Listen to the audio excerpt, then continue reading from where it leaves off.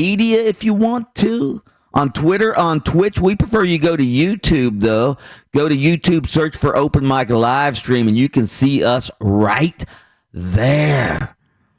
Welcome to Open Mic. I'm Mike Bianchi, the Bulldog sports columnist of the Orlando Sentinel, joined, as always, by Adam Reardon, the deceptive intellect, also Austin Pastolka, the Sultan of Sound. Yeah, that's right, Mike, and it's my favorite time of the year. You want to know why? Because Sunday,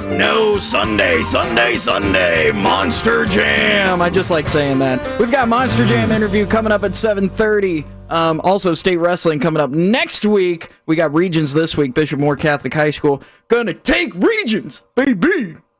Not taking regions. Yeah, we are. Regional champs. Is Lake Highland still a powerhouse? Not in the state circuit anymore. They jumped to prep school because of my investigative reporting from a year ago. They're too good. Well, that's one way of putting it. Pretty sure it was all of my investigative reporting a year ago.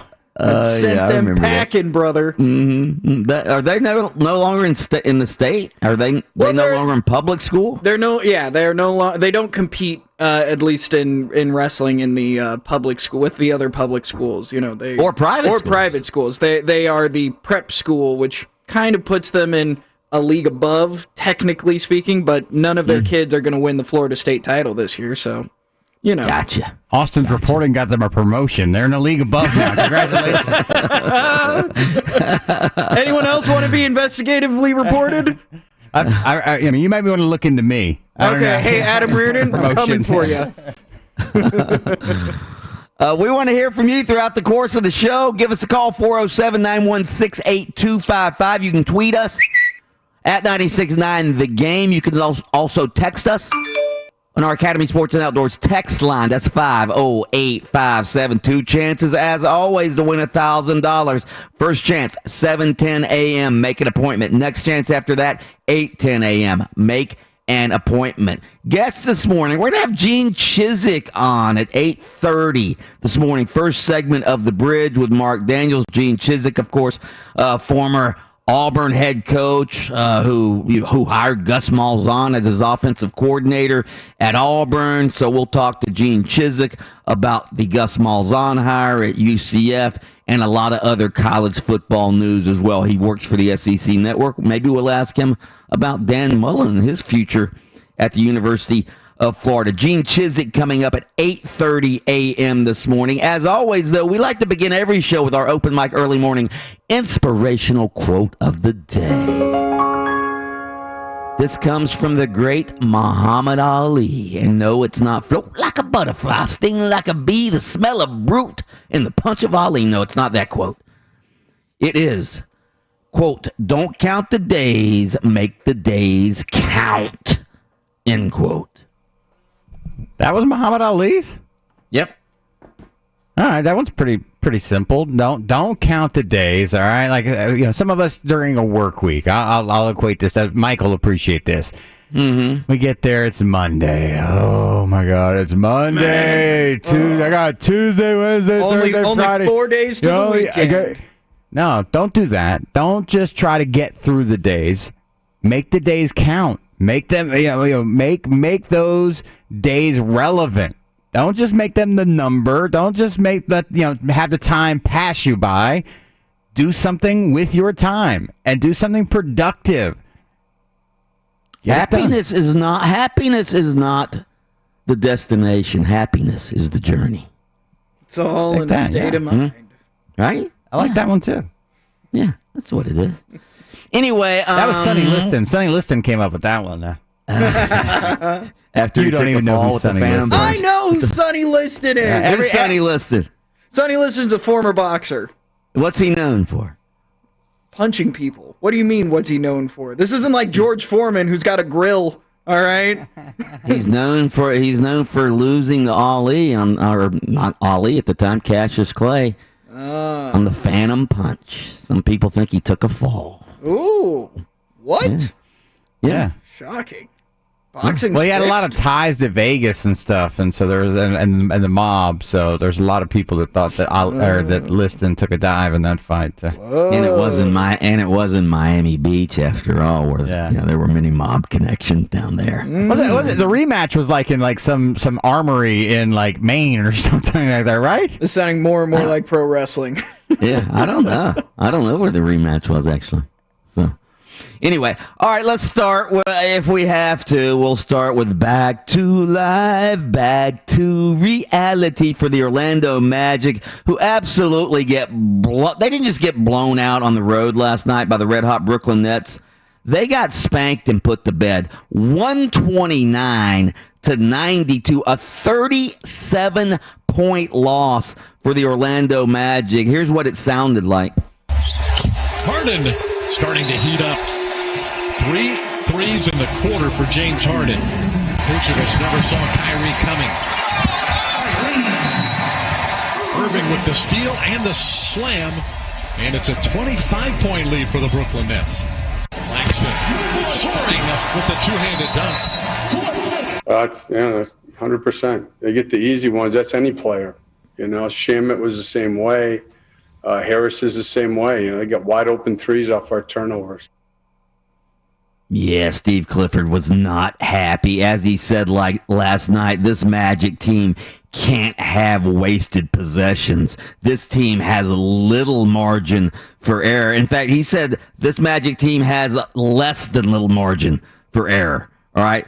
Magic had 18 turnovers last night. That netted the Nets 25 points. James Harden, Kyrie Irving combined for 47. The Nets have won 8 in a row now. Only Magic center Nick Vucevic remained a consistent source of offense for the Magic. He had 28 and 12 last night, but the Magic, man, that was bad. That was painful to watch last night. In fact, I didn't even watch all of it.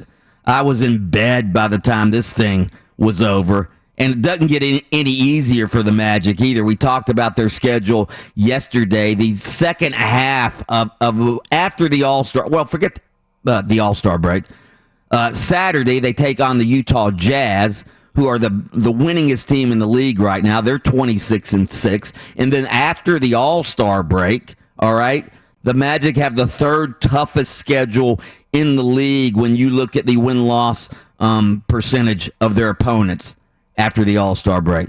So it's if I were putting a percentage on the Magic making the playoffs this year, and again, you can debate whether you think if that's a good season or not, but I'm putting the percentage at about 12.5% that the Magic make the playoffs this year. Mike, watching 12.5%. Watching that game last night, I really did think of you and thought to myself, Mike Bianchi would rather watch the Magic play their way into a position where they got to play that team or a team like it in 4 games, 5 if you're lucky, as opposed to, hey, let's see how many ping pong balls we can get into that little machine there and get us a really good player that hopefully will be healthy at the start of next season. There would be, as a fan, there'd be nothing in me that says I want my team to play against that team for 4 straight games and get. Okay, well, hold on now. That team you're talking about. Didn't even have KD on the floor, right? Yeah. Yeah. No, they didn't even have KD. No, but that team you're talking about might be the best team in the league. So you could say that makes it team, better. No, I'm just saying. Any team in the league or in the Eastern Conference right now is probably going to get, other than maybe the Milwaukee Bucks. I don't think the Sixers can hang with the Brooklyn Nets right now. But any team in the league is probably going to get drubbed by the Brooklyn Nets right now, and especially when they get KD back. I mean, let's not sign up for it. Yeah, listen, go get more ping pong. But forget about wins. It's not about wins. It's about ping pong balls at this point. Come on down. You're the next contestant on the lottery picks. Yeah, I tweeted out a GIF file last night, a GIF file, if you will. You won't. I don't know that you'll know the reference, but it was Captain Kangaroo. Remember when all the ping pong balls would fall on him? That's John Hammond needs to become Captain Kangaroo. He needs that. More ping pong balls, please. Captain Kangaroo. His real name was Larry Bob Keesham, I think his name Bob was. Keesham. Oh, Is this that- is isn't that what like it an was? animated thing? No. Captain Kangaroo was like a kid's show way back when. There was like a guy with like these terrible sideburns. Yeah. And Didn't he have a big burly mustache too? yeah, I mean, like honestly, like, and like kids were like around in 2022, 2021. No parents are like, hey, go to Captain Kangaroo's house, go hang out with that guy. That ain't happening. Let me see if I can find Captain Kangaroo's real name. Captain Bob Keeshan. Look at there. Look at you. Look at that. Well done. What a Mike. memory. He had like What this, a he had memory. this puppet that was with him, the little, like I think it was like a moose or something. I don't know. Hold on. Captain Kangaroo didn't have a kangaroo puppet? No, and ironically enough, No, he well, did there not. was all. I remember a guy on Captain Kangaroo, Mr. Green Jeans, was on Captain Kangaroo. Mr. Green Jeans? And you won't Mr. even be able to Green Jeans. guess He was a farmer. what color Yeah, he his was a jeans farmer, were. I think. Yeah, I think he was a farmer, Mr. Please Green tell Jeans. me his jeans were green. No, they're blue jeans. I There's no can't such thing as green jeans, silly. Come on. I Don't be can't ridiculous. remember. I hate I don't know this. why they call him Mr. Green Jeans, but yeah, I think he was a farmer type character. All right, straight ahead, we have a spontaneous text question based on the fact that I'm going to the beach this weekend. That's next on Open Mic. Bianchi's got to get a quick workout in. Tom, you are. Open mic. We'll be back in a couple minutes. This report is sponsored by Wendy's Breakfast 2 for $4. On eastbound I-4, construction at Orange Blossom Trail blocks 2 left lanes. 2 right lanes are closed eastbound at Maitland Boulevard. Westbound I-4 has roadwork taking up 2 right lanes also at Maitland Boulevard. Fairbanks Avenue remains closed under I-4 with construction. On northbound Florida's Turnpike south of I-4, there's right lane roadwork. And there's a crash at 436 near I-4. See traffic problems? Call the SafeTouchSecurity.com traffic tip line at 866-676-8477. From the Traffic Center, I'm Daisy Ash. Have you been wronged by bad breakfast? Get the breakfast you deserve with Wendy's Breakfast 2 for $4. Pick 2 fresh breakfast sandwiches for just $4, like their honey butter chicken biscuit, classic sausage, egg and cheese, or classic bacon, egg and cheese at participating Wendy's for limited time. Single item at regular price. You're in the zone with Brandon Kravitz. So I interpreted that as we're not really interested. We're shooting a little higher than Tennessee. We don't want to play. We want to waste our time. I'm going to pick up the phone. My first phone call is going to be to Tennessee. Why? Terry Mahajer, and this is a totally different mindset. UCF is a big deal, and this is a good football program. Yeah. And we're going to prove it to people. And for fans, I always supported Danny White, and I'm not anti that. Right. But this is a lot more fun. In the zone. Weekdays from 3 to 6 p.m.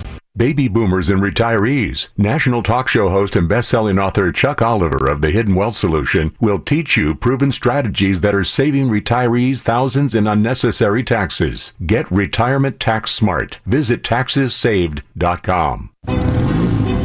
Geico knows there are many reasons why you ride. From the exciting adventure of the daily commute to the peace of mind that Geico always has your back with 24/7 access to claim service and legendary customer service. But Pamela Mund had one reason in particular. My skin is extremely averse to most fabrics, except for the soft, buttery feeling of leather. Thankfully, I found my clan of leather lovers in the biking community. It's been life-changing. Geico Motorcycle. 15 minutes could save you 15% or more. If you've got an insurance question, you could talk to a park ranger, but the only quotes they'd probably give you would be about the beauty of a fallen leaf or ripples in a pond, not the kind that could save you money on your policies. Or you could talk to your local Geico agent, who's an expert navigator of the insurance landscape. They could use their expertise to guide you on ways to save hundreds on your policies, while leaving it up to your park ranger to save the wilderness and any endangered picnic baskets. Go online to geico.com/local to find a Geico agent near you. For years, you've been thinking about getting LASIK. You've been talking about getting LASIK. And now, it's finally time to get LASIK. Right now, LASIK Plus is offering $1,000 off Wavelight LASIK when treated in March. That's $500 off per eye. Call 844-211-2020 or visit LASIK1000.com. If you're nearsighted, farsighted, or have astigmatism, LASIK Plus may help fix your vision with a convenient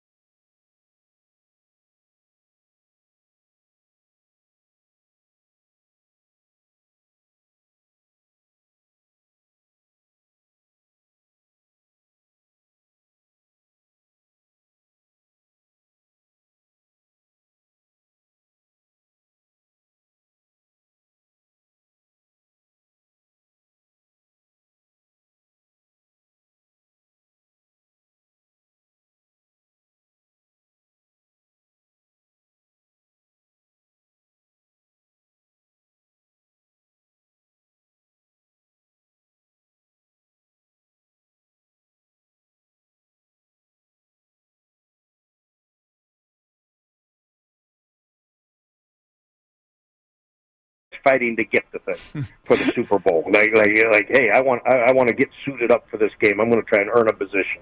That's what he looked like, that rather than a guy who had already won $1 trillion of them already.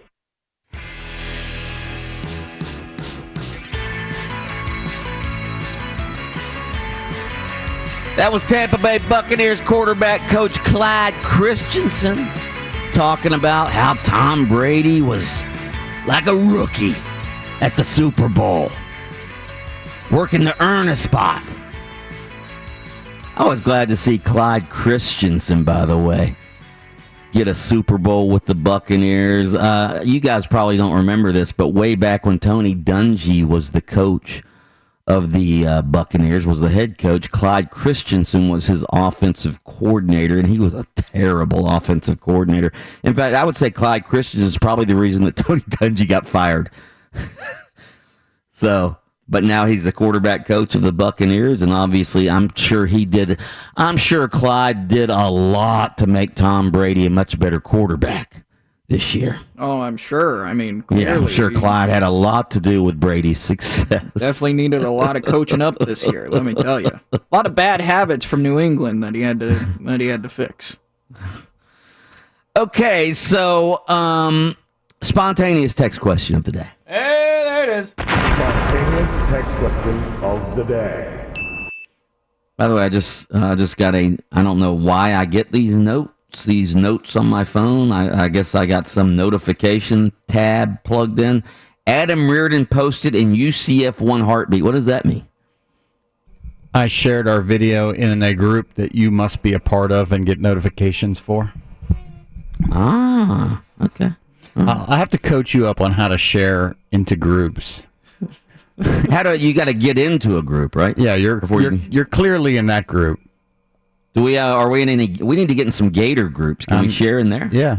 Are we talking Gators today? We always talk Gators a little bit, don't we? Generally, yeah, we got Todd Grantham. We're going to talk a little Todd Grantham later. Well, generally, what I do is I take the headlines, because sometimes these groups, if you're just like if your headlines, the things that we're going to talk about, like about FSU and UCF. If I try to put it into a Gator group, they'll deny it because they get mad. Well, normally the group's called Gators Only. Oh, Gators only Gators get out alive. Last thing they want to talk about is UCF football, unless of course, like so today I've shared into UCF and into some FSU rooms because we're talking about should FSU schedule UCF. And I also, the other day I shared into some Bucks rooms because we were talking about Tom Brady and stuff like that. I'm going to get you coached up on the old intraweb, Mike. Yeah. Mike, you're not that much older than me. Yeah, we need to get in on that Clubhouse thing, too.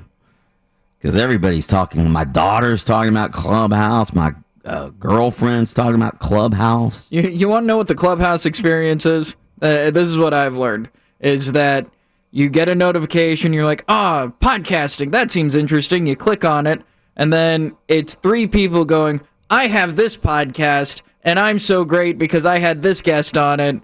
Okay, now you. This podcast is so great because I did this, and it's just people like stroking their egos on there. Yeah. So I was did I invite you on? You invited me. I invited you. I apologize. Thank you. It is really. I think it'd be good if you could really like use it for the power. But I agree with you that it's a lot of people that create this group. To me, it's a lot of fake people, like fake entrepreneurs talking about how they've, I've made it. Yeah. Like, and it's just people stroking their egos, talking about how like my girlfriend says there's a lot of like renowned experts on certain topics and issues that you just gotta find. You got to find those. It's hard for me to believe that the Grant Cardones aren't getting like some sort of kickback from being on there from the Gary V's. The Gary V's aren't getting a little like getting paid to host one of these things a week to help publicize it so people want to go to it. Yeah. Didn't Elon Musk get on it at one point? He might have. I'm sure. It's no Dogecoin, but. All right, so I'm going to the beach this weekend. All right, going over to Daytona Beach. Got a little getaway at a hotel over there. I'm really looking forward to it. The weather's supposed to be nice. Yeah. So looking forward to that. So I saw this story in the Sentinel the other day. TripAdvisor. TripAdvisor is, obviously one of these travel websites, all right?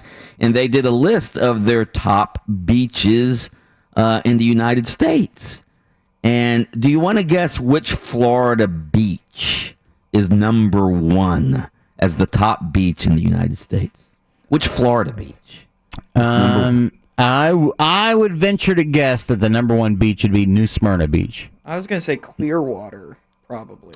Clearwater is in the top 10. Clearwater is listed as number 5. Siesta Key down near Sarasota is the number one beach in the United States. I've been there. My sister used to live in Siesta Key, and it's an awesome beach. But what gets me is, there's a bunch of Florida beaches on it. Siesta Key, number 1. St. Pete Beach, number 2. Pensacola Beach in the Panhandle, number 4. Clearwater, number 5. Hollywood Beach is number 7. Panama City Beach, number 8. St. Augustine Beach, number 11. Where the hell is Daytona Beach? Back in 1982, Mike. Yeah. Okay, but I'm just talking about Daytona Beach as far as a beach, the reason Daytona Beach is so popular is because the beach is like a half-mile wide. It's huge. There's no more bigger, expansive stretch of sand than Daytona Beach. Mike, listen, I've heard this a million times. Bigger isn't always better, Mike. Maybe it's because you can still drive on Daytona Beach, and that's not exactly pleasant. Cars on the beach isn't exactly pleasant. That can't be good for the environment. It is an environmentally unfriendly beach. We don't need that. Well, I don't like cars on the beach, actually, so I could, But turtles in the water going, that emissions. Personally, I'm a Cocoa Beach guy. Cocoa is. I love Cocoa Beach. Wait, was Destin on there anywhere, or is Destin too much? Like is Destin too broad? Because Destin doesn't. Well, they've got Santa Rosa Beach. They've got They've got a bunch of beaches in the Panhandle, and they're all the same: sugary white sand and clear water. So, yeah. But Cocoa Beach is, and again, I go to Cocoa Beach because it's close, but this Cocoa Beach is nasty. The sand's sort of ugly. The beach is a little rocky, swimming in the... They do have that famous surf shop, though.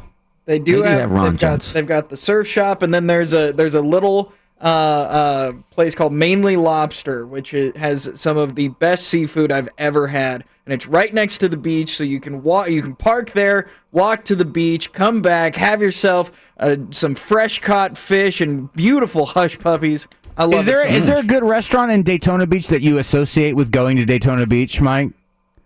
Well, there's the Oyster Bar in Daytona Beach I like to go to. There's Boot Hill Saloon. Well, I like to go to a place that's a little hole in the wall down on North Daytona Beach. It's called the North Turn. It's back when they used to race on the beach way back when. That was the North Turn of the NASCAR track. See, like when I go to New Smyrna Beach, like I sort of equate that to, hey, we're going to the beach with the kids, and then when we're done, we go by. There's a restaurant there called the Garlic. Mm-hmm. Yeah, so like, and you were just talking about the restaurant. Jazzy's. That's the place it's called. Oh, not Mainly Lobster. Jazzy's Mainly Lobster. Oh, okay. So like you like have, and Daytona doesn't even have that. Yeah, Daytona doesn't have that. They used to have that Taco Bell right there by the beach I'd go to all the time on spring break. Are you kidding me? You want to talk about devastating the year I got there for a spring break or for... Taco Bell? So what the hell happened to that Taco Bell? It was here.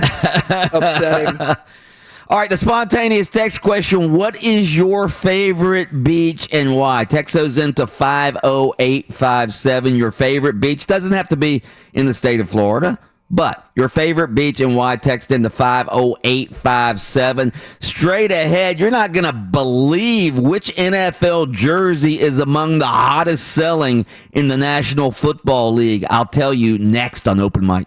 Whether you're drinking your morning coffee or sipping on a seltzer, Ain't no lie.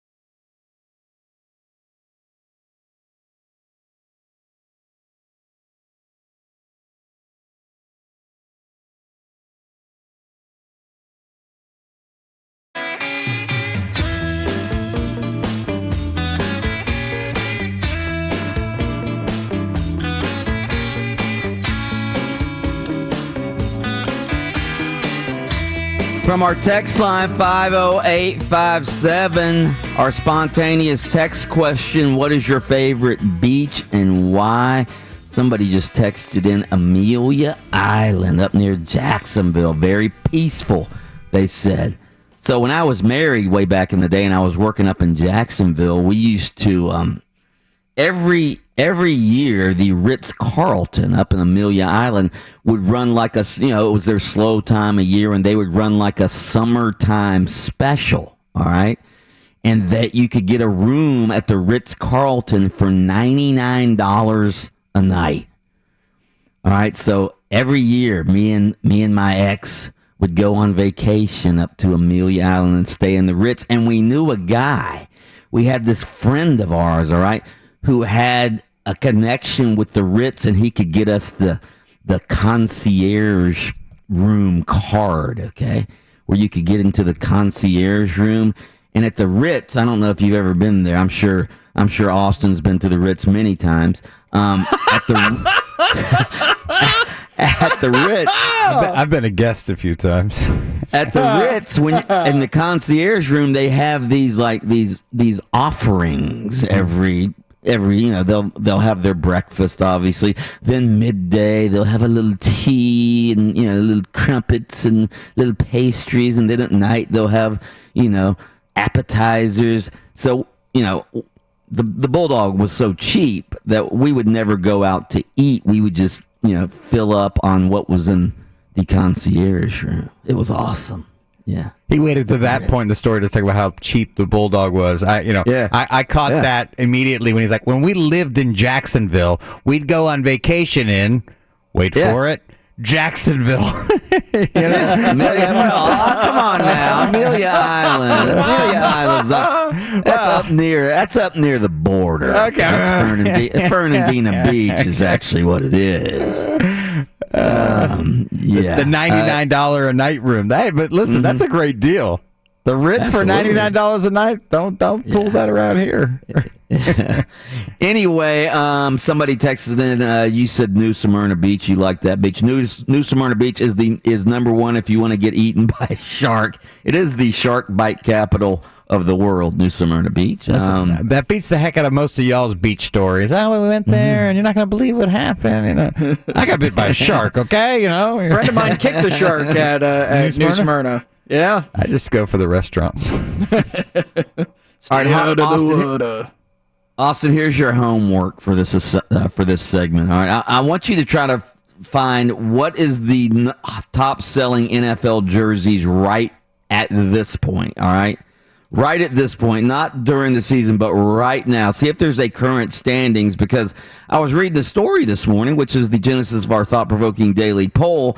Tua Tagovailoa, the Miami Dolphins quarterback, his jersey is among and has been among the top 5 selling jerseys in the NFL on NFLshop.com, which is where you get your official NFL merchandise. So Tua's jersey has been among the top 5 selling jerseys. I don't know what it's rated right this moment, but according to this story in the South Florida Sun-Sentinel, for at least much of the season, Tua's jersey was ranked among the top 5. And I was thinking, you did? Yep. Okay. Apparently, what do we have? Apparently NFLshop.com just ranks them, just throws it out there for all to see. Number 1 is Patrick Mahomes. Okay. Number 2, Tom Brady. 3, Lamar Jackson. 4, Russell Wilson. And coming in at number 5, Tua Tagovailoa. Okay, so right now he's ranked among the top 5. And again, if you were to list these guys and which one doesn't belong, it would be Tua. Do you have the rest of the rankings there? I do. You're going to be shocked at 6 and 7. Number 6, Juju Smith-Schuster. Number 7, Josh Jacobs. Number 8, George Kittle. Number 9, Aaron Rodgers. And number 10, Josh Allen. Some of those really do shock me, but wow. But to me, the most shock, I guess I'm not really shocked at Tua, obviously. And we have a thought-provoking daily poll question about this. Why is the jersey of Tua Tagovailoa among the 5 hottest sellers in the NFL? I've got a theory, all right? And, we've got 4 choices. Austin, do you have the choices up? I've got them in a moment. Give me one Well, I've got him right here.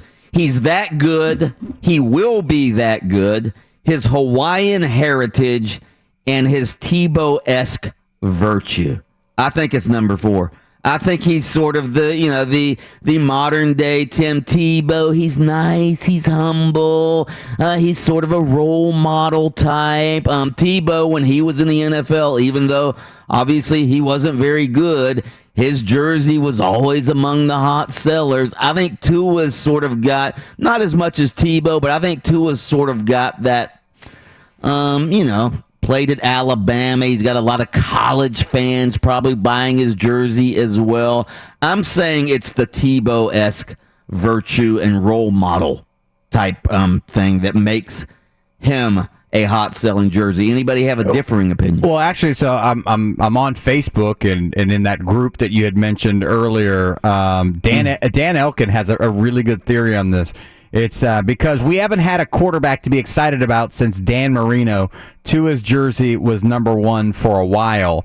Miami Dolphin number 5 now. Miami Dolphin fans have had money in their pocket waiting for a guy to get excited about. Who was the last player Miami Dolphin fans could get excited enough about? Remember, this is a team that was going to tank to get this guy. Then they finally get the guy, even though he slides down to 7 or something in the draft. You get him. Your brain has been programmed that this is the guy we want. This is the guy we crave. This is the guy we need. And then you get him, and then you go out there and buy his jersey because you think in that moment that this is your franchise core. This is your next Dan Marino.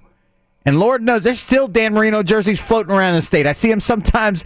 If I wander into a Walmart, guaranteed to see at least 3 Dan Marino jerseys in there. So you think it's just Dolphins desperation? Yeah. Yeah, I think that's not a bad theory. Yeah. That's not mine. I do think his Hawaiian heritage as well. I mean, obviously in the state of Hawaii, which, is 6,000 miles away from the mainland, or however far. How far is Hawaii from California? I don't know. But anyway, a long way. I mean, Hawaii is sort of its own separate entity out in the middle of the Pacific Ocean. I think a lot of Hawaiians have rallied around Tua as well. So. Yeah, I mean, you could definitely get that. And then, as you mentioned, he played at Alabama, so he was couldn't get on a larger stage in college football. So I mean, he's got a lot of things going for him. And he seems to be a pretty good guy. Tebow never crossed my mind because he's not as vocal as Tebow, or at least never had the platform. And maybe it's because I was around Tebow so close because I was up in Gainesville at the time. Russell Wilson has that Tebow factor, the nice guy, super Christian. Yeah, whole. I don't think that those guys are. I think there's more of those guys than we think. But I think for Tua, it's probably what Dan mentioned and some of the reasons you mentioned all wrapped into one. He's kind of a little bit of the perfect storm. Go vote on our thought-provoking daily poll at 96.9 The Game. Right around the corner, forget about the Gators. I'm going to explain why FSU should schedule UCF. That's next on Open Mic. 96.9 The Game FM.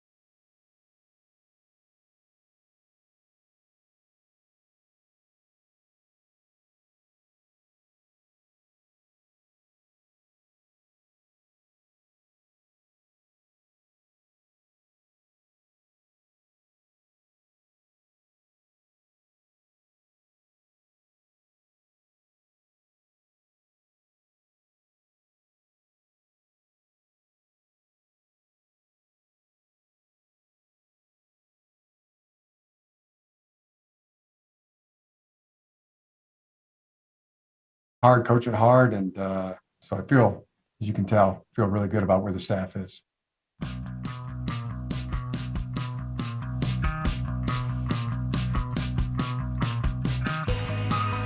That was Michigan coach Jim Harbaugh. You better feel good about where the staff is because you were 2-4 last year, and you have overhauled your assistant coaching staff. I think Michigan hired 6 new assistant coaches. Obviously, getting rid of the old, coming in with the new. I wonder if again, we've been talking about this probably for years now, and it's not like Jim Harbaugh has been awful at Michigan, but people have expected more. I wonder if they have a bad year this year, if it'll be the end of Jim Harbaugh finally at Michigan. Because again, when you start changing your staff over, that's an indication. Okay, it's not the, if they have a bad year this year, it's not the staff. Okay, it's not the staff because head coaches use the staff and ADs use the staff as sort of the scapegoat a lot of times when they don't want to make a head coaching change. Well, we're going to change the staff, get new coordinators in here, and everything will be all better. So, didn't he restructure his deal too? He did to take less money. He did to take less money, and I don't think it's as I recall, it wasn't a long-term deal. Although I'm not sure about that.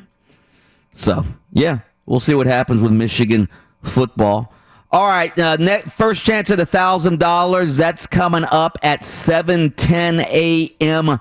this morning. Make an appointment for that, okay? 7:10 a.m., 8:10 a.m. every morning. We have a chance for you to win $1,000. We call it the Dash for Cash. Somebody just texted in.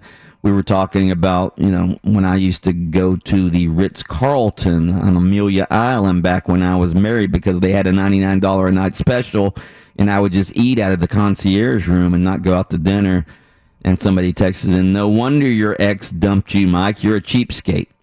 Well, maybe. Yeah. There are too many jokes here, Mike. Pick one. What? Pick one joke and stick with it, because there are way too many for this. I don't see anything the matter with. The concierge room food was. It was gourmet stuff. They are nice. Like if you ever, when you get access to that, and you're like, wait a minute, what's this room here? Hold. You start. Why do you need to go out to eat? You just stuff yourself on the, the good stuff. Little beef, little meatballs, and they have like a little steak on a stick, and no need to go to dinner. You meet a really nice hotel, and you start looking at everybody else like, what are these peasants doing here? Right. Excuse me. You're on the elevator. Nothing's nicer on the elevator than you getting to swipe that card in front of him going, I'm going to this floor. Oh, yeah. You know what else I do when I get access to a room like that, or even like the cheaper hotels when they have the free breakfast in the morning. The free breakfast. Concierge for the common folk. Yeah. Continental breakfast.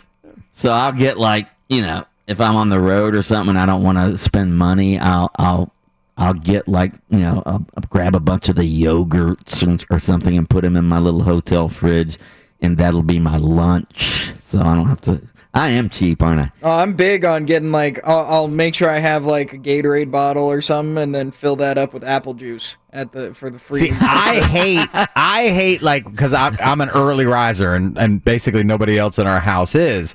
And so if we go to a hotel like that, it's like, I'm going to go down, I'm going to get a bagel. So who wants something?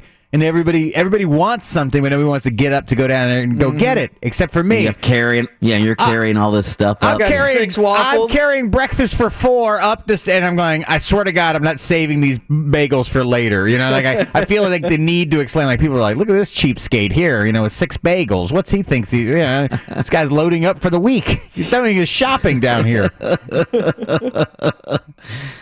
All right, we've been talking a lot about UCF's schedule and the fact that the new regime at UCF, head coach Gus Malzahn and AD Terry Mahajer, they want to upgrade the schedule even if it means playing 2-for-1s against the Gators or whoever. All right. And the Gators are the common, opponent people like to talk about because there was sort of the rift between Danny White, the former AD, and Scott Strickland, the AD at Florida, because Danny White wanted to play the Gators, but he wanted them on a 1-for-1 basis. And Scott Strickland was like, we don't play we don't play non-autonomous league teams on a 1-for-1 basis. So that was the rift, all right? And then Terry Mahajer takes over and says, hey, we'll play the Gators 2-for-1 if the situation is right. I've got a better idea. Forget about the Gators. FSU.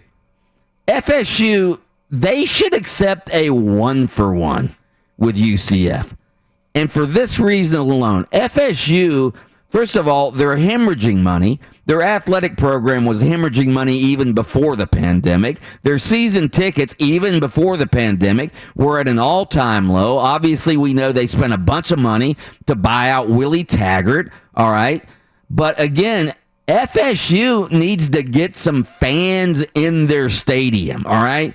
The fans at FSU don't and never have gotten excited about the ACC opposition, all right, unless it's like Clemson when Clemson's ranked number 1, or Miami. Obviously that's an interstate rival, but other than that, Florida State fans don't get excited about ACC opponents. And here's the other thing, ACC opponents, they don't travel, again, unless it's Clemson, Virginia Tech, when Virginia Tech is good.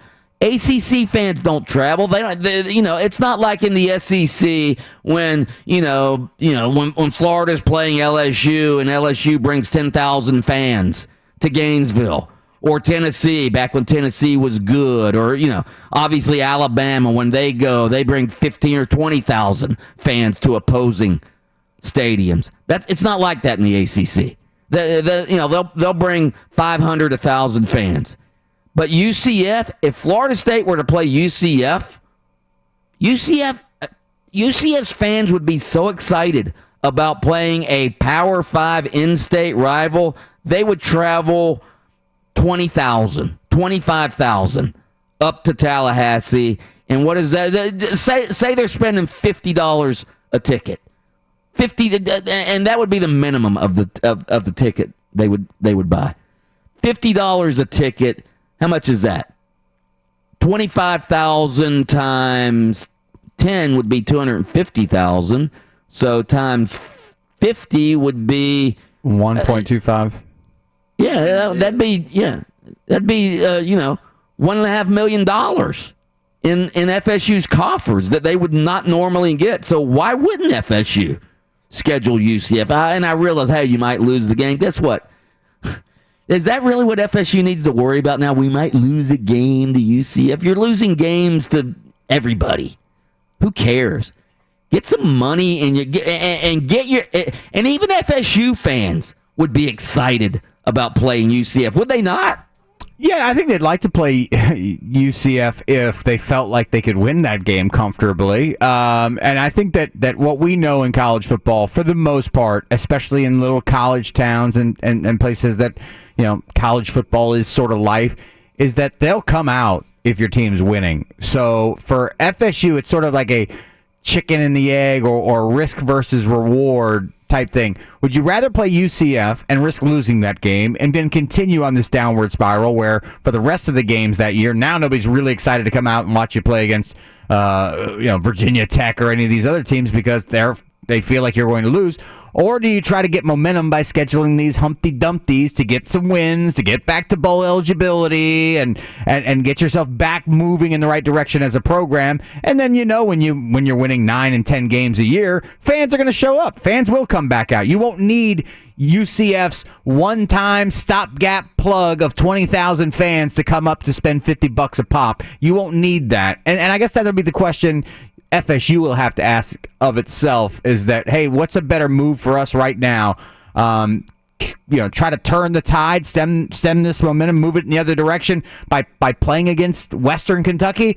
Or, hey, we got a week on our schedule. We're going to have an extra $1.25 million potentially come into our what's going to be the better choice? Yeah. Again, if I were FSU and I were their athletic program, I would schedule a UCF or not USF doesn't, their fan base isn't nearly as rabid as UCS. I would have UCF on the schedule every year. Because, again, every other year, that means you're going to get a bunch more fans in your stadium. And even when FSU is good, they don't sell out Doak Campbell Stadium. Hell, when Bobby Bowden was in his heyday, they couldn't sell out Doak Campbell Stadium for ACC games. Now, they would for Florida and they would for Miami, but other than that, they don't. They usually have about 10,000 extra seats in there. Why wouldn't you want to fill those up? And again, every other year, you're making another $1.5 million. That goes a long way into funding an athletic department that's in debt. All right, let's pause for station identification. WYGM Orlando, WJRR HD2 Cocoa Beach. We are football. We are FM 96.9, The Game. What you reading there, honey? It's very exciting stuff, you see. It's the front page of the internet.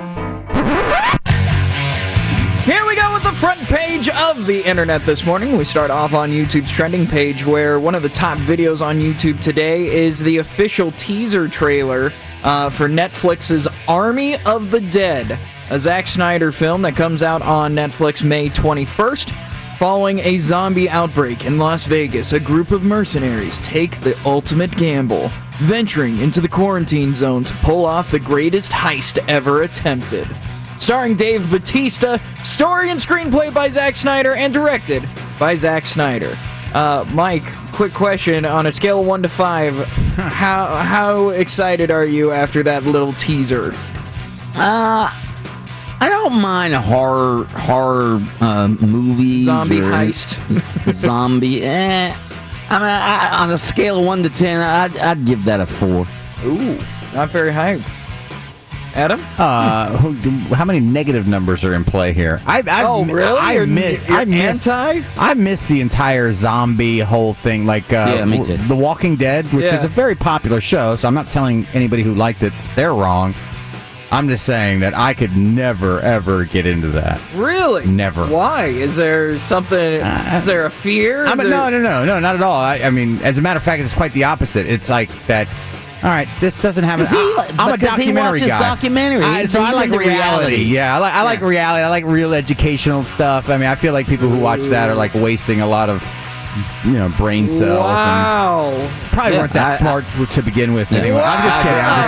I agree with Adam. I agree with Adam on all of that. Man, you guys are the worst. Happy birthday today. Hold on, I gotta get my old Bianchi going. Happy birthday, posthumously, to the great Johnny Cash. Mike, what is your favorite Johnny Cash song? I see that train coming round the bend. I ain't seen the sunshine since I don't know when, 'cause I'm stuck in Folsom Prison. I think I'm gonna cry. Yeah, that one. I like that one. Folsom Prison Blues. Boy Named Sue. Oh, that was gonna be mine. I love that song. Yeah, it's kind of cool. A Boy Named Sue. Trending on Twitter today, actually there are a couple things trending that are interesting for different reasons. So, trending right now is hashtag RIP Twitter. And it's interesting because it's trending on Twitter. So, people are very mad because an idea came up that Twitter kind of has floated out there. The idea of super follows, where you would pay a certain amount of money to follow someone, and then that person tweets to just their super followers, if that makes sense. So like a paid tier. I mean, it's actually a sort of a copycat of what Instagram is doing right now. Oh, what about that Cameo? Doing? Yeah, Cameo. I had a friend of mine ask me, dude, would you do Cameo? If you were me, what am I going to do Cameo for? I said, yes, man, yes, because Spurrier's on Cameo. Some former other, Florida Pat football. Dooley's on Cameo. That's all you need to know. Is he making money? Is he doing cameos? Yeah, he's on there, How much does Pat Dooley charge? That's got to be $10. No, if it's any more than $10, I'm I don't know. furious. You guys can Google it. I don't even know how to get to Cameo. Yeah. Well, so Instagram has this one where you have you pick your super friends, and so when you post a story, it only goes to your super friends. Right. So but that's not paid. No. But that's Right. but the premise is, hey, I get to pick even a more select few, right, that get to see my content. You know, that others aren't privy to. I only knew this because I'm looking up at stories and I'm going, why is this person's green and everybody else's is in red? Yeah. And then I realized that this person chose me as a super friend. Wow. Fun fact, I have no super friends on Instagram. But then the other Fun fact, I have very few friends. The other platform, one that we're currently on right now, Twitch, which is owned by Amazon, has made an interesting decision. So Amazon has put out a lot of anti-union ads on a lot of their platforms. Twitch, I wonder why. Twitch pulled all of those anti-union ads, which is interesting because Twitch is owned by Amazon. So we're waiting to see the fallout from this, to see what happens to Twitch and if there are any repercussions for this move. I wonder why Amazon would not be fans of unions. Well, Bob Dylan said about unions, right? They once were a good idea till greed got in the way. It's true. I have Trina's grandfather I see every day, and he's a little bit older than me, and I said, listen, I love unions because they fight for what's right, but I hate unions because they fight for what's wrong. All right, that is the front page of the internet. I wanted to get to this story real quick. Obviously, the Magic played the Brooklyn Nets last night. They got spanked by the Brooklyn Nets last night. Kyrie Irving, of course, one of the star players for the Brooklyn Nets. Well, Kyrie Irving has been, he's been on, I don't know what Instagram platform or what social media platform he's been on. I think it's probably Instagram, but he's been on social media calling for Jerry West silhouette, NBA logo to be replaced by Kobe Bryant as the logo of the NBA. After they beat the Magic last night, here's what Kyrie had to say about that. We want to set a standard and a precedent. Like, this is excellence. Kobe Bryant logo. Yes, needs to happen. I don't care what anyone says. Black Kings built the league. It's exactly what I meant. It's exactly where I stand. Okay, so that was Kyrie Irving last night, lobbying for Kobe Bryant to be the new logo. Now, obviously, we heard that right after Kobe's helicopter crash, almost exactly a year ago, where Kobe perished in the helicopter crash. And there was a movement then online to change the logo from Jerry West to Kobe Bryant. I do think they should change the logo. I mean, Jerry West has been the logo for long enough, all right? Jerry West, he played in the 60s, for crying out loud, and the 70s, but I just don't know if Kobe should be the logo. Why? And I realize Kobe died tragically, and that's why there's a movement for Kobe, but why Kobe and not MJ, or why Kobe and not Kareem? Why is it Kobe? Here's what I think they should do, and we have a poll about this. All right, you can go vote at 96.9 The Game. Do you agree with Kyrie Irving that the NBA logo should be changed to a silhouette of Kobe Bryant? You can go vote on that. All right, but I think they should rotate the logo, like update it instead of updating it every 40 years, update it every 5 years. Have it be Kobe for a while, have it be MJ for a while, have it be Kareem for a while. Why do you have to have the same logo? I mean, if you change the logo, that means new merchandise, right? Doesn't that mean more money?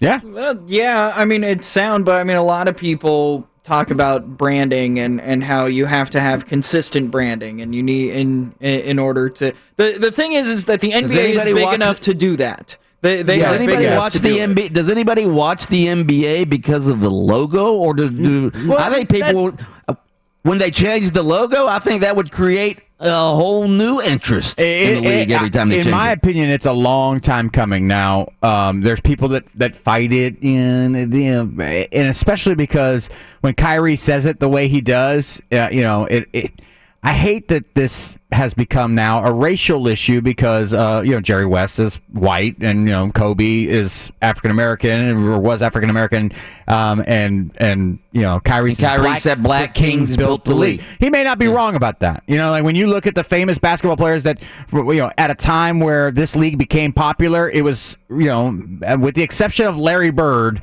built on the backs of black players. So I want to separate that from the idea that every other corporation on this planet updates their logo, sometimes changes their logo to a totally different thing. I mean, Burger King's logo used to say burger and king between two buns. Now it's like some sort of weird misshapen thing. But nobody's out there screaming, what about the bun? Why did everybody forget about the bun? Nobody's doing that because businesses do that all the time. And you could keep that red, white, and blue silhouette. It's just a different person in the silhouette.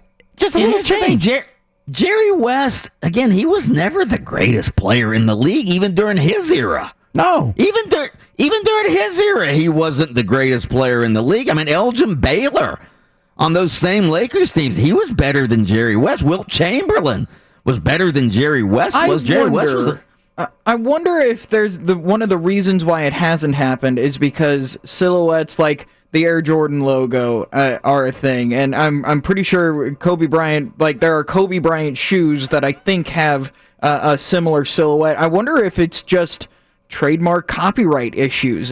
Jerry West must get. Oh no, because the league has never confirmed that it's Jerry West in that silhouette. No, and right? Jerry West himself says he wishes they would change the logo, for crying out loud. But Austin brings up a great point. Like if you say, hey, we're changing the logo to Kobe Bryant silhouette, right? Do you owe the estate of Kobe Bryant a ton of money? Vanessa saying, "Hey, where's my cut?" No, I don't think that would be the case. I think it's a question. I think it's a question that should be asked, and that's why I think there's a reason why the NBA has gone to great lengths to go. We're not saying that's Jerry West right there, right? Because the league has never ever said that's Jerry West, because Jerry West could turn right around and go, all right, 40 years times how many uniforms have you sold? With me on every single one. Yeah, so I mean, because the league has never ever come out and said, well, we're going to change it from Jerry to, and then Jerry's like, that's it, I'm rich. Well, I'm already rich, but I'm even richer. He's already rich, yeah. All right, go vote on our poll at 96.9 The Game. Right around the corner, we have the sound off, but first, we have your chance at $1,000 right now. Now, your chance to win $1,000. Text the nationwide keyword GREEN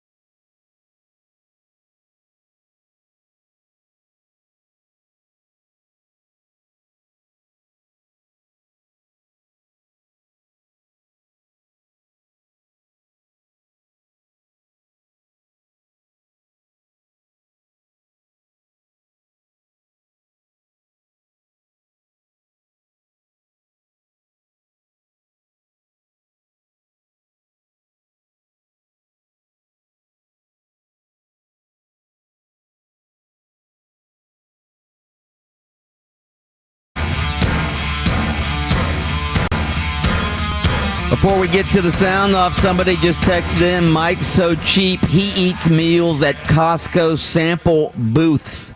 I do sometimes go back for seconds and even thirds at the sample booths. Yeah. Whoa. What's the matter with that? Whoa. Time out. You said you go back for thirds? Yeah. Mike, at some point it's just a meal. Mike's going to be terribly disappointed the next time he goes to Costco and realizes that they don't give out the samples anymore. They just have them in a little display booth so you can look at it. I only know this because I was coming down an aisle and I saw Oreos like right in front of me, and I go, oh, they're giving away. Oh, no, they're not. They're just showing you what Oreos look like in this glass case. Due to COVID. And they've got the old person there, like, hawking them like they're hot dogs at a game. I was like so upset. I'm sitting there going, I'm going, wait a minute. Back when you gave out food, it was like, celery chips. And, hey, this is made out of cauliflower. Here, try this. Now that you have the Oreos, now that you got the Oreos, it has to stay in the glass case. It's ridiculous. I also go, hey, can you give me a little bit more than that? That little smidge you put on my little tray there? Just a taste. Anyway. That potato salad looks good, but... What do we got, also? Do you think maybe at times it was a case of guys not being put in position? You know what? I'm going to talk about this year and moving forward, and we have spring practice now. The reasons or issues from before are really irrelevant in the sense of it is what it is. I mean, we're going to play good this year, and with the young players that we have, we're going to continue to develop and grow. So that's Todd Grantham, defensive coordinator. Ooh. Yeah. Getting upset with Edgar Thompson talking about last year's defense, wasn't he? I tell you what, Edgar Thompson has been coming out hot on when it comes to asking questions to these people, asking Dan Mullen about the NFL and all that sort of stuff. Edgar's not afraid to ask the question. You could tell Todd Grantham's like, oh, God, Edgar. Come on. But he would go on to say last year doesn't count because of all the COVID issues and all that sort of stuff. Last year was irrelevant.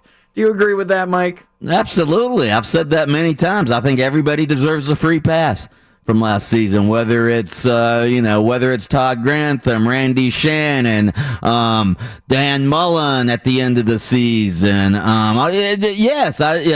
Harbaugh, James Franklin. Everybody deserves a free pass for last year. It was a once in a lifetime type of year. You had opt-outs. You had COVID issues. No, I don't think last year was an indication of Todd Grantham's skill as a defensive coordinator. He's been a great defensive coordinator in the past, and he will be a great defensive coordinator in the future. So, no, I agree with Todd Grantham. Free pass for last year.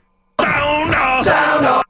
Yeah, I mean, we're going to do it like that. I'm going to try to keep everybody in rhythm as best that we can. Mo needs the time because you can see, obviously his conditioning level is still, and again, through no fault of his own, but he just, he still missed so much time that he needs to be out there.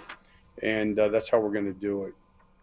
Your favorite topic, Adam Reardon. It's Mo Bamba in the backup center position for the Orlando Magic. That's Steve Clifford saying that they are going to be trying to get Mo Bamba more minutes, rotating him with Kem Birch so that way he can get his lungs back, because after all of his issues with COVID, he just doesn't have the motor that they need him to have. Adam Reardon, does this give you hope for Mo Bamba? No, what it makes me realize is COVID affected people in three different ways. It either you had really symptoms, but nothing ever happened to you. You were old and you had a weak immune system and you unfortunately passed away. Or there's something in the middle called Mo Bamba, where you're young, you're strong, but somehow how many months later? I mean, what are we? 6 months later? Yeah. 6. June. Yeah. I mean, almost a year. We're getting to almost a year, and Mo Bamba is still feeling the effects of COVID. I don't know if that's an easy scapegoat to use. I have no idea. But there are three ways now in my mind that three things. You can either be one of those people that get it, you pass it, it's done, it's over. Sadly, there's people that have passed away from it, or there's something now in between called Mo Bamba, where I guess a year later you still can use it as like, hey, I've got this COVID. I mean, that's where I'm at. Sorry. I wonder if this is an indication, though. Hey, we're going to start playing Mo Bamba more. That you know what? We're not really going anywhere now, so let's just start developing. The tank is on now. Well, yeah, maybe. Yeah. When Mo Bamba gets major minutes, the tank is on. How great is that? How great is that? You can get Mo Bamba some minutes, get him developed, and get some more ping pong balls in the machine. This is fantastic. Sounds like a win-win. Sound off. You know, Steph, like Michael, changed the game in terms of, you know, you have guys shooting those deep shots and doing the things that he did. Michael changed it by all the dunking that he was doing. And Steph, you know, it's funny. I went to Georgetown, played his school when they were in college, and my son was on Georgetown's team, so I went to the game. And he single-handedly kicked our butts. And I still didn't think he was going to be the player that he's become. You know, I take my hat off to him. He's definitely a student of the game. He's worked at his craft. That's Patrick Ewing talking about Steph Curry, how he has changed the game, similar to how Michael Jordan changed the game. And so my question to you, Mike, is a bit of a weird one.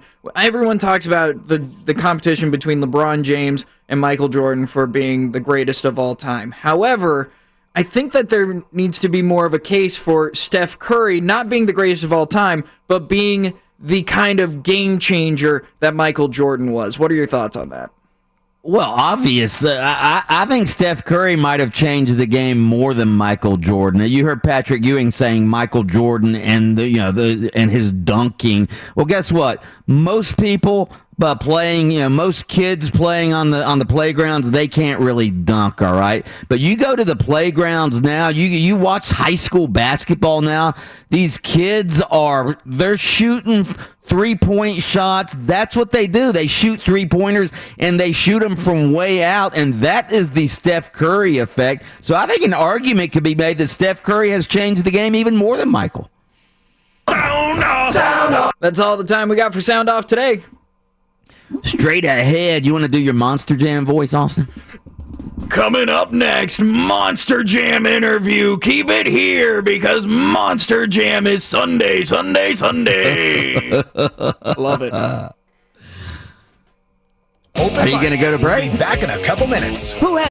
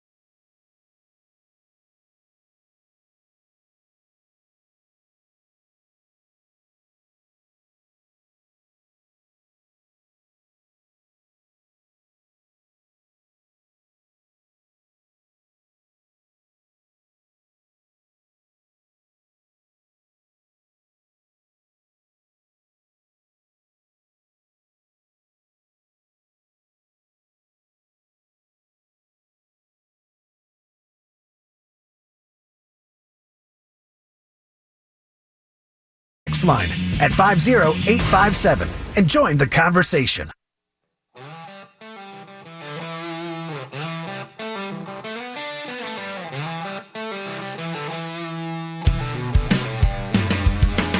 I am fired up. We got Monster Jam coming to Camping World Stadium this weekend. 3 shows.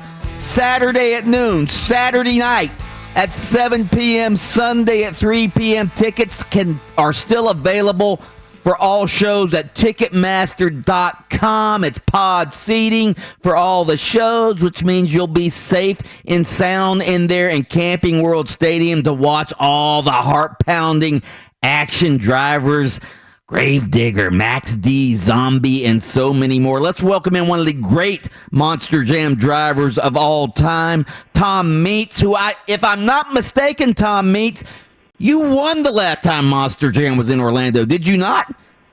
I did, and you got me so fired up just talking about it. I mean, when you just take 3 words and say them, you know you have to get back. When you say Monster Jam, Orlando, Florida, Camping World Stadium, that right there will get you out.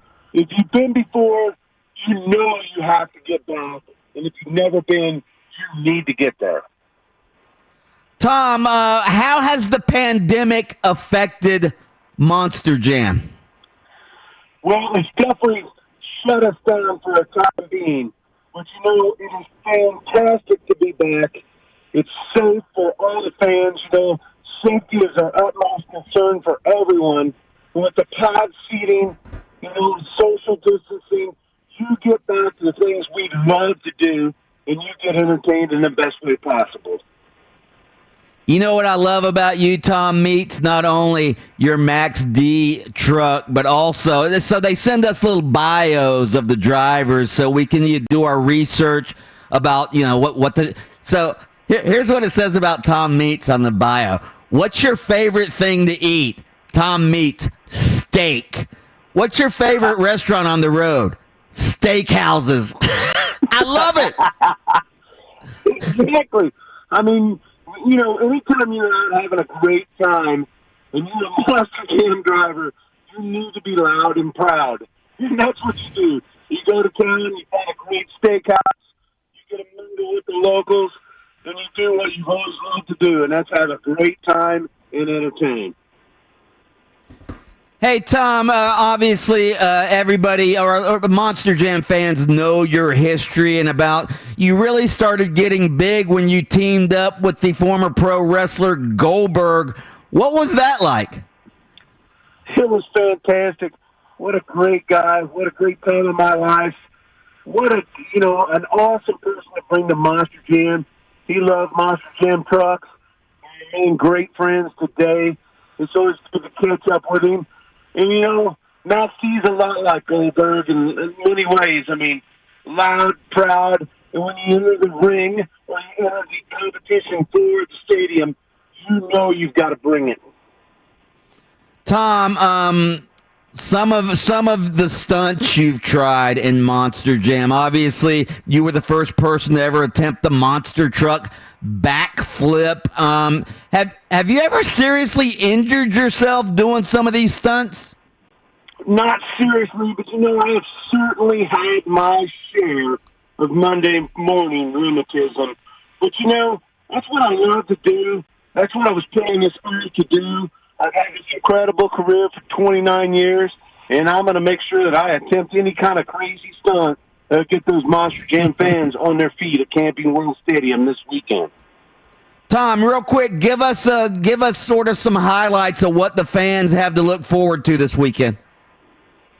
And they got ultra competitive racing, where 2 trucks will be challenged to one another side by side to see who the winner is.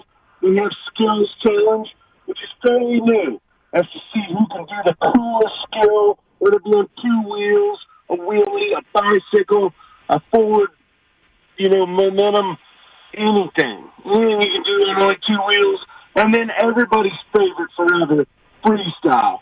That's where you have 2 minutes to go out there to see who can pull in the biggest tricks, the quickest tricks, and be the most entertaining with excitement.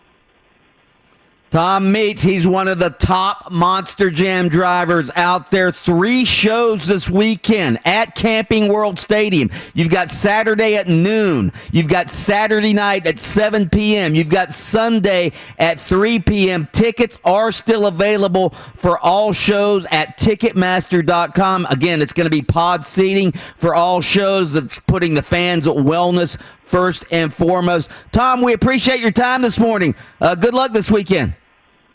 Thanks a lot, and I'm really excited to be being back, driving at Monster Jam, and to be at Camping World Stadium here in Orlando, Florida. It's going to be the best.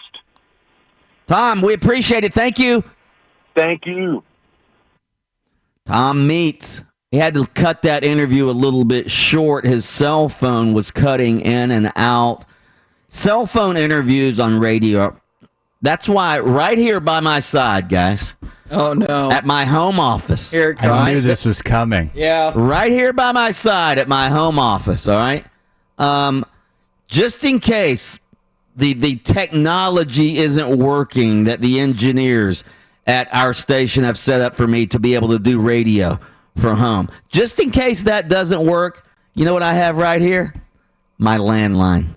I have my landline. That's right. Oh, I love it. Yeah. Landline telephone. You know what landline telephones do? They don't, or what they don't do, they don't cut out. They don't cut out.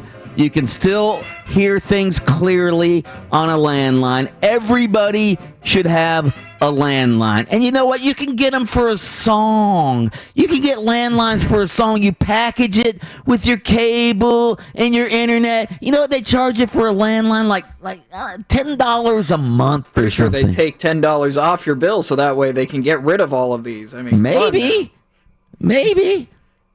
In fact, when I'm setting up interviews for this show, like at 8:30, we're going to have Gene Chizik on, all right? Former Auburn head coach, former UCF defensive coordinator. We're going to have him on. So when I was setting up this interview, I said, do you want us to call you on your cell phone or do you have a landline? I always ask, do you have a landline? You want to know why?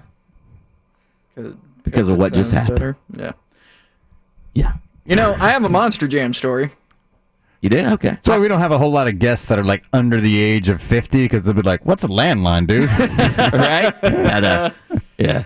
I auditioned to be the Monster Jam big voice announcer, but they decided that they don't want the loud, like, Sunday, Sunday, Sunday. They don't want that anymore. They want to be more family-friendly, more inclusive, and apparently Austin Pistolka, not the most family-friendly person. You know what's weird is if you'd have gone in there with real Austin Pistolka vibes, you would have got it. You're probably right. But I went in like, this is Monster Jam. I gotta be big, and they're like, well, so you're telling me that Monster Jam, yes, who they want to be all inclusive, family friendly, but they still have the word monster in there.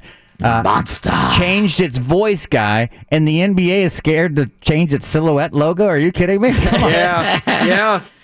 Give it real quick. Give us the big Austin Pistolka talking about Monster Jam this weekend. Oh, hold on. Let me pull up. Let me make sure I get all these details right because Mike, I don't want to lead the people astray. Here we go. You ready? Okay, go. Monster Jam at Camping World Stadium this weekend. 3 shows only. Come in Saturday at noon at 7 p.m. and then Sunday at 3 p.m. Tickets available for all shows on Ticketmaster.com. It's pod seating for all shows, putting fans' wellness first. So all fans are safe while enjoying the same heart-pounding action with your favorite all-star Monster Jam drivers like Gravedigger, Max D, Zombie, Megalodon, and Bakugan Dragonoid. Ooh. Wow. I am fired up. You can go to Ticketmaster.com for your Monster tickets. Straight ahead, we're going to get into the blast. We're going to detonate on all the hot topics of the day. That's coming your way next on Open Mic.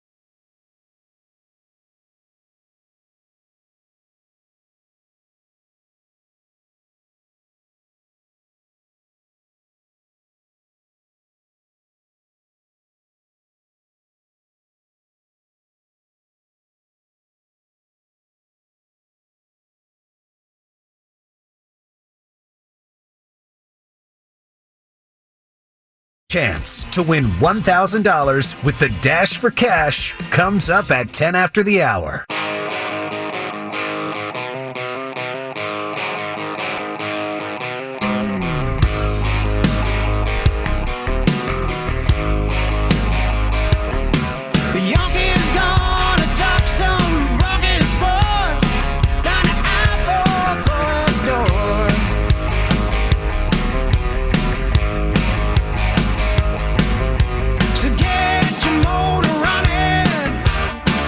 Time to put the pedal to the floor.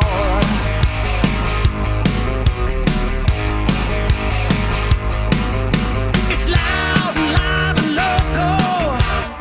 Oh, time for open mic.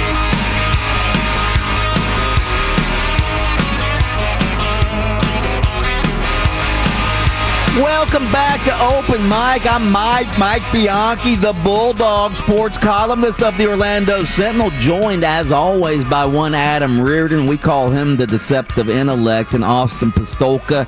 He, of course, is the Sultan of Sound. Yeah. Oh, gosh. Man, my throat still hurts. Too much Monster Jam, boys. Yeah. You got to train for that. You can't just jump in the ring with Mike Tyson. You got to put some work in the gym. We are loud, live, and local every morning, 6 to 9:30 a.m. So many ways to listen to us and watch us. You can listen on FM 96.9 The Game, AM 740, HD 101.1-2. If you don't hear us good on FM, go to AM. If you don't hear us on AM, man, you can hear us loud and clear if you happen to have HD radio in your car on 101.1-2.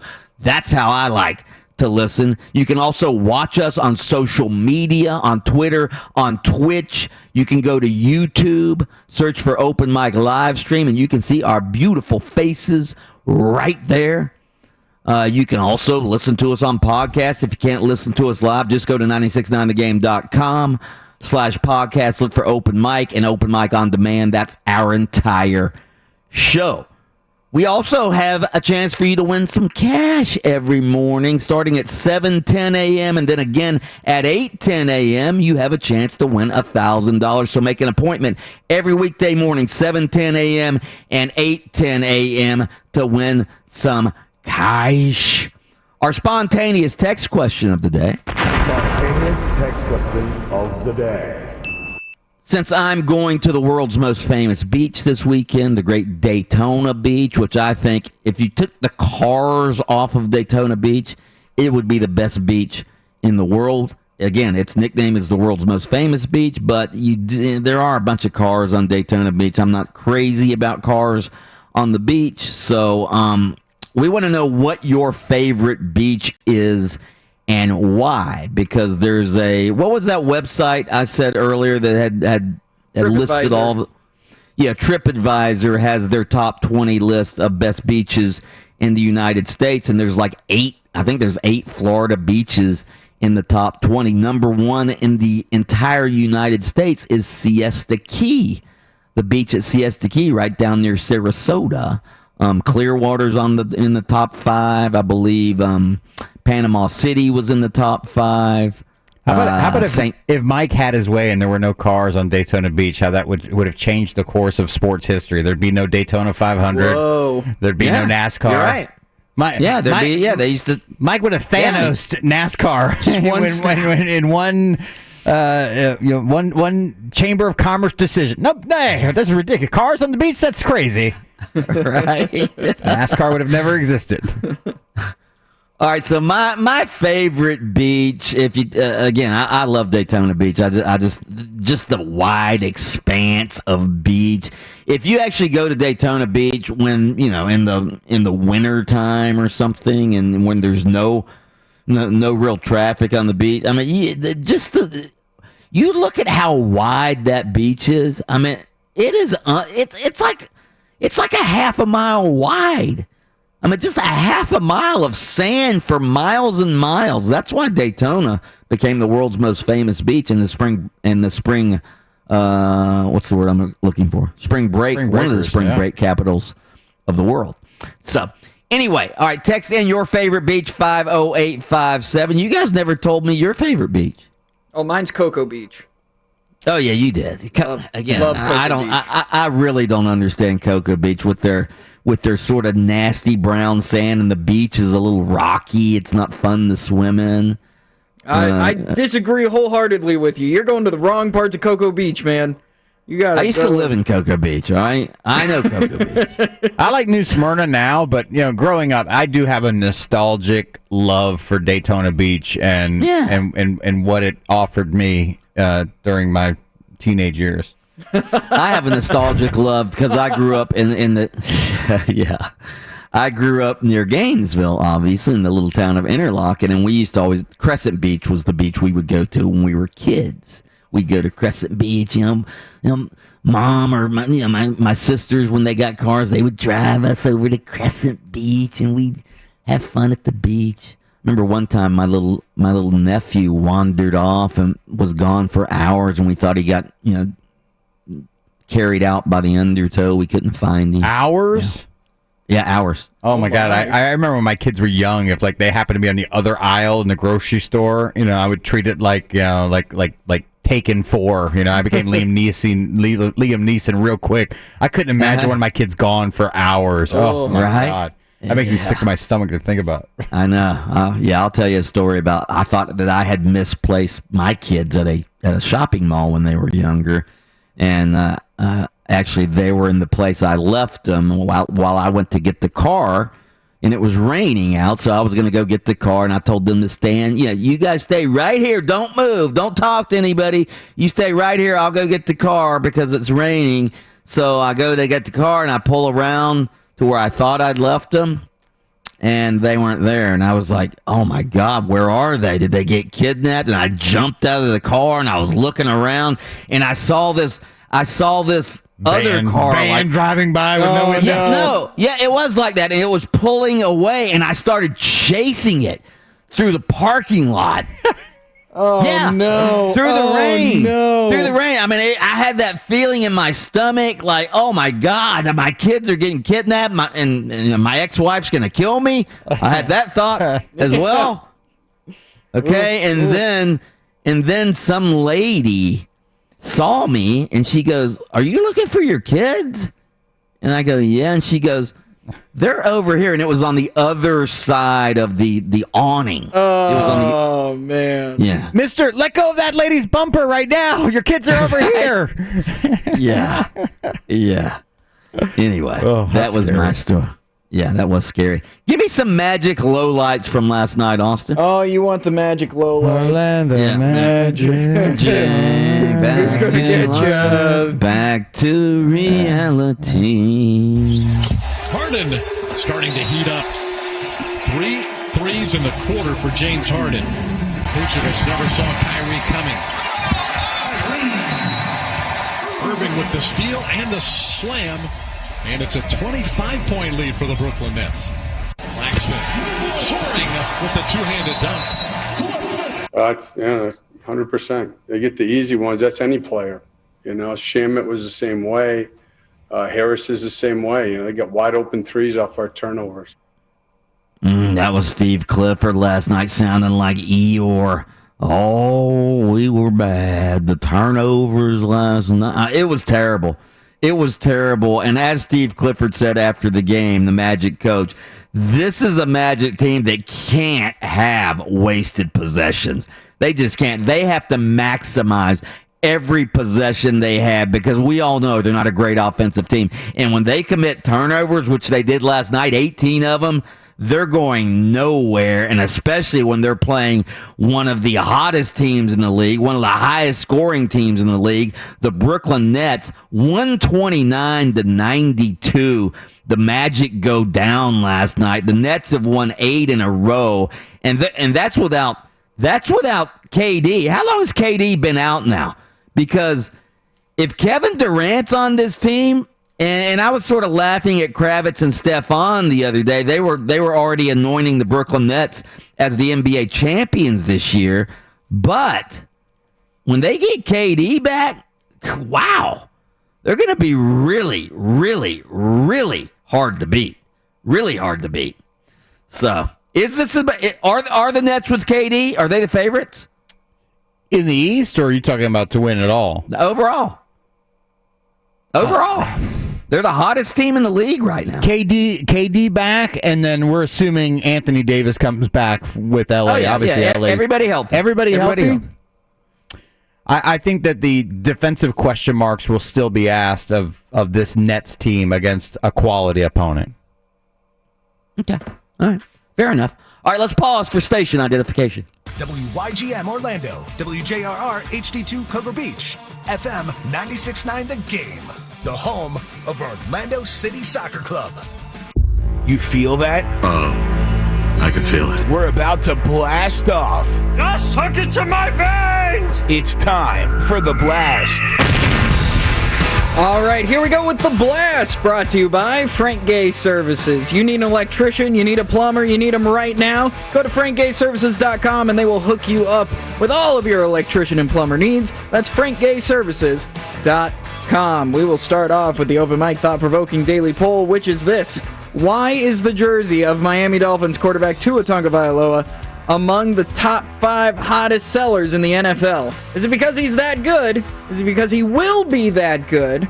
Is it because of his Hawaiian heritage? Or is it because of his Tebow-esque virtue?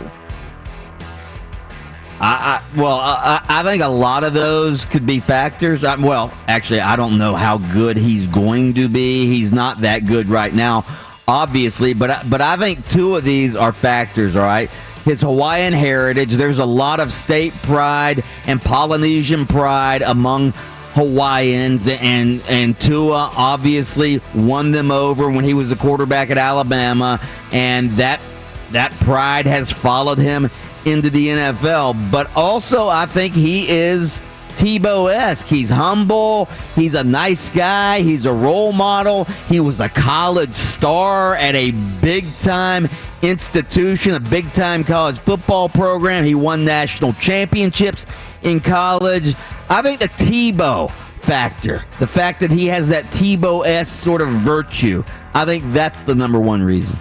I think it was somebody on one of the Facebook pages, Dan Elkin, I believe, said that it's because Miami Dolphin fans have been waiting with this money, burning a hole in their pocket to have a player that they could embrace and become the next Dan Marino. So I guess if I had to choose, I think it would fall under the because he will be so good. Miami fans all jumped on. Remember, they were tanking for him for an entire season. Then had him slip down to him at 7 when they actually were pretty decent with Fitzpatrick. 7? I think was it 7th, right? 5, I think. Oh, was it 5? 5, 6, 7, somewhere in that range. It wasn't the number 1 overall pick like everybody sort of expected before his injury. And those fans were elated to get him, so they went out and bought a bunch of jerseys. and fast forward 1 year, and people are like trying to negotiate trades where somehow Russell Wilson will end up there and Tua will end up like playing for the Bears or something. With 43% of the vote, his Tebow-esque virtue wins this one. Next year they'll be buying Zach Wilson jerseys for Miami. Buying those in Jacksonville. What are you talking about? There you go. Supplemental poll number 1. Do you agree with the assessment of Kyrie Irving that the NBA logo should be changed to a silhouette of Kobe Bryant? Yes or no? Yes and no. Yes and no. Yes, I think the NBA logo should be changed. Jerry West has been the logo for decades. Jerry West played in the 60s and the 70s. He doesn't epitomize the league. In fact, Jerry West was never the best player in the game, even when he played in the NBA. In fact, he wasn't even the best player on his own Lakers team. Elgin Baylor was a better player than Jerry West, as was Wilt Chamberlain. So, yes, the logo needs to be changed, but not necessarily to Kobe. I think Kobe should be the logo for a while. I think Kareem should be the logo for a while. I think let's put Bill Russell as the logo for a while. LeBron, when he retires, obviously. Michael Jordan obviously deserves to be the logo. I think they should rotate the logo every 5 years or so, or every couple of years, and just change it up. Why not? Yeah, I definitely needs to be changed. I don't really care who you change it to, but I agree with Mike. Some sort of rotational, maybe 10 years. You get a committee together, and it's somebody that will be relevant to the youth. And with all due respect to Bill Russell, if you make Bill Russell the NBA not one kid on the face of this planet gives a damn about Bill Russell. But if you made it Jordan, or in 5 to 10 years you make it LeBron, that name will still carry. Most kids don't even know who Michael Jordan was. Well, they all know what the shoes. kids want, huh? Yeah, he's got the let's shoes. make Steph Curry the logo. That's what the kids would say. Yeah, that's what I'm talking about. In 10 years from now, maybe Steph Curry shooting a 3 is the logo. Yeah, I agree. Because those kids will have grown up hearing their parents at least talk about him, or even watching the tail end of their career. So yeah, I agree that it needs to be changed. Not necessarily to Kobe, but somebody who a 13-year-old today would know by sight. With 70% of the vote, no, they do not agree with Kyrie Irving. Old guys up early this morning. Wow. Supplemental poll number 2. Are the Utah Jazz NBA title favorites or just regular season pretenders? Title contenders or title pretenders, Mike? Again, if I had to bet my life on it, even though they have the best record in the league right now and they're playing better than anybody during the regular season, they sort of they're sort of are they this year's Milwaukee Bucks? The Milwaukee Bucks have had the best record in the league over the last couple of years, and then they get in the playoffs and don't do anything. Are the Jazz good? Yeah, but are they going to challenge the Lakers when the Lakers get healthy? Are they going to challenge the Brooklyn Nets and some of these other top teams? I don't think so. I think they're more regular season pretenders. I guess until we actually see it done in the playoffs, you have to default to pretenders. But you give them credit for what they've done here during the regular season. They beat the Lakers the other night, but that has a little bit of an asterisk by it. Do they have a superstar? Donovan Mitchell's not a superstar, is he? Rudy Gobert's not a superstar. Would you trade Vooch for Donovan Mitchell? Absolutely. 100%. He's more of a superstar than we got, yeah. We've got an all-star. They've got a superstar. I think he's a superstar, but he's stuck out there in the West where everybody... I don't know if he's a superstar. Yeah, I think maybe being in Utah stifles that a little bit. That definitely doesn't help. Yeah. With 67% of the vote, they are pretenders. Yeah. Supplemental poll number 3. Should FSU schedule UCF just to get some fans back at the Doak? Yes or no? Absolutely. I stated my case earlier. FSU, forget about 2-for-1s, forget about UCF playing the Gators. FSU should schedule UCF every year, 1-for-1. Why? Because FSU, even before the pandemic, they couldn't sell season tickets. They weren't getting any attendance at their games. FSU fans have never gotten excited about being in the ACC and their ACC schedule. Unless it's Miami or Clemson, they don't care about their ACC schedule. FSU is broke. They're financially in the hole. They need to get some fans in their stadium. And UCF fans, I'm telling you, as long as UCF is good, UCF fans would travel 20,000 strong up to Tallahassee to watch FSU play UCF. That's over $1.5 million in FSU's coffers just from the away crowd. So yes, I think FSU should schedule UCF, and not 2-for-1, 1-for-1. No, I would say no. As I thought about it more, yes, that injection of cash would be well received, no question about it. But when you're down as a fighter, as a boxer, maybe you've been knocked out a couple times, you don't fight like the up-and-coming contender and expect to get well. Florida State needs to get well. And they need to do that with wins. They need to schedule teams that they can get wins against at home, get the fan base more excited. One of the things Urban did when he got to Florida was win home games. Okay, but they scheduled Boise State home and home. Again, Boise State's not bringing... Boise State could beat them just as easily. When was that scheduled? Last year. It was played last year, or they scheduled it last year? Did they open the season last year or the year before? Yeah, but I'm saying when was it scheduled? Because as we know, scheduling is like 10 years off and whatnot. But no, I don't think it was scheduled that far in advance. But still, if you're going to play a team like that, why wouldn't it be UCF and fill your stadium Because even if they lose to Boise State ain't coming down here to recruit the same guys that Florida State is. If Florida State loses to UCF, Florida State now has a former SEC coach, got a lot of former SEC coaches on its staff that's recruiting against you, the last thing you want to do if you're Florida State is put yourself, you're already behind Florida in recruiting, already behind Miami in recruiting. UCF finished behind you in recruiting. The last thing you want to do is give yourself any reason to fall behind them in recruiting as well. Hey, in 3 years, if you can get the ship righted, then you dial up UCF. You're gonna run from UCF. You're gonna be a chicken and run from UCF.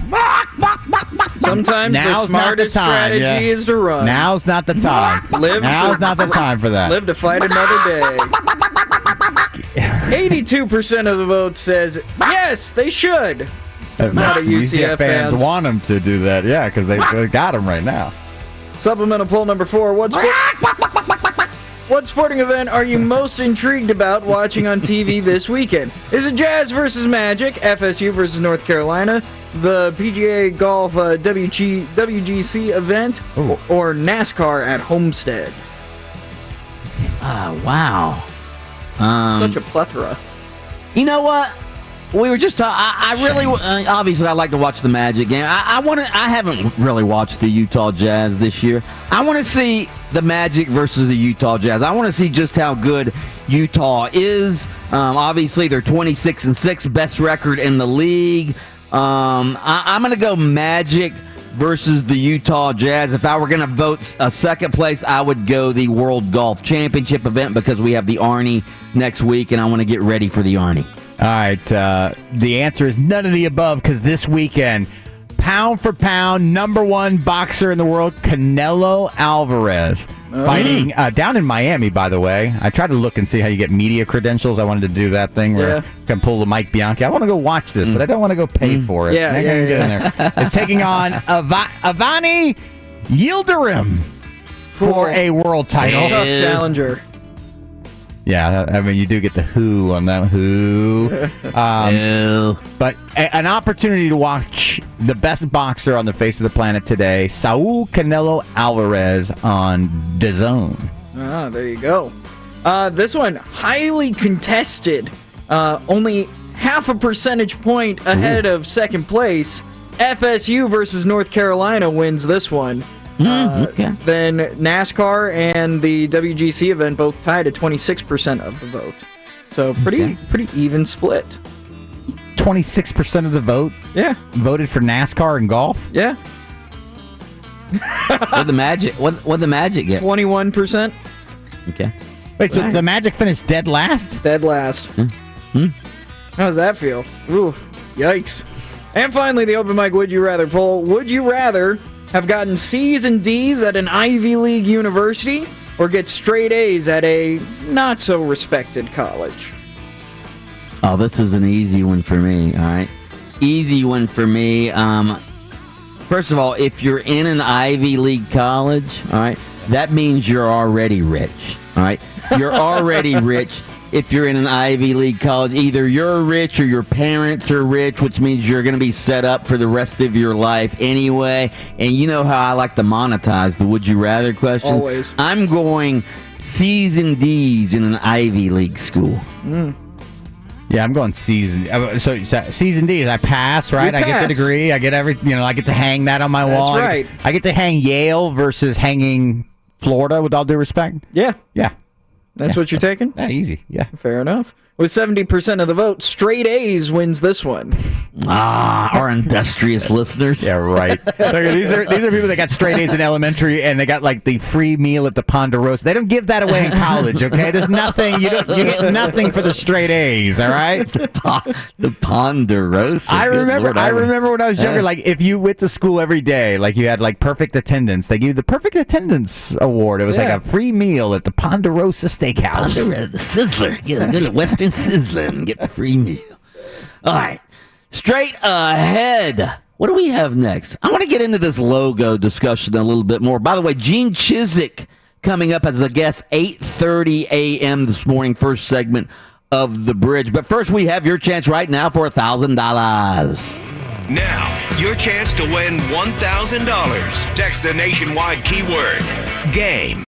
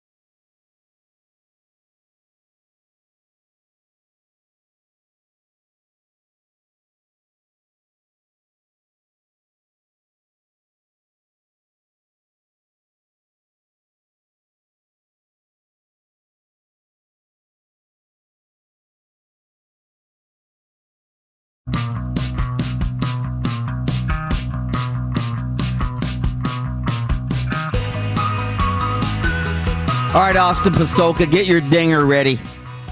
Oh, my dinger is always ready, Mike. All right, our spontaneous text question in honor of me going to the beach this weekend. Your favorite beach and why? But before we get to that, somebody just texted in, my kids have requested more chicken clucking, please. It had them in stitches.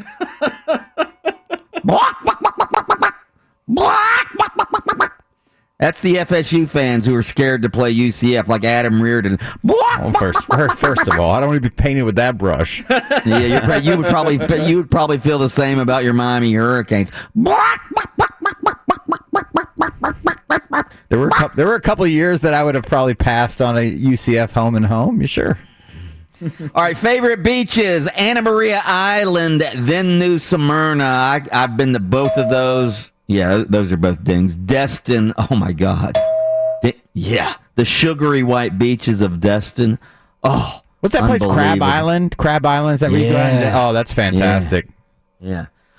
Here's one. Coney Island in Brooklyn, New York, so you can cut your foot on broken glass or get stuck by a syringe needle. I gotta say, there is a certain charm about Coney Island. It sort of reminds you of being in a Bruce Springsteen song, beach up north in Jersey, talking about, like Sherry Darling or one of those songs, or 4th of July. Yeah. Yeah, there's a Bruce certain charm Springsteen does a way better job of selling it than our texter, who is like the syringes and broken glass. Yeah. Mission Beach in San Diego, California. Any beach in San Diego's got to be awesome. Ding that one. Sight unseen. Despite growing up in Panama City, would go once a year to Myrtle Beach, as that was a family tradition. Myrtle Beach. Ding. Oh yeah. What else we have? Myrtle Beach, South Carolina. Beautiful. Here's one.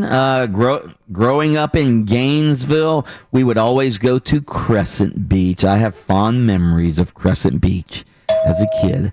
That sounds like me who texted that in. Yeah. Hold on, Mike. Are you reading your own text? No, I didn't text. All right. I didn't. Sanibel Island. Sanibel? Yeah. Where's that? Is that near Sarasota? Sanibel Island? Idea. I don't know. It sounds nice, though.